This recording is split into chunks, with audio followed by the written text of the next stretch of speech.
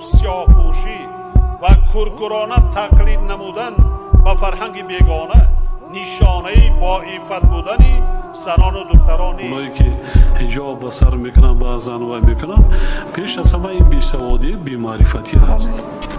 سوادی کافی ندارن اونا و هم گورا گشتگان. من نمیگذارم چون که ننگ و ناموس دارم. وقتی که از جانب الله یک حکمی که آمد باید بگوید که سمعنا و اطعنا، شنیدیم و اطاعت میکنیم. از جانب الله پوشیدن ستر و حجاب آمد، پوشیدن نقاب آمد، پوشیدن لباس مخصوص برای زنها آمد در سوره نور و در سوره احزاب. پس باید زنهای مسلمان بگویند که شنیدیم و اطاعت میکنیم. برای زنان مؤمن بگو چشمهای خیش را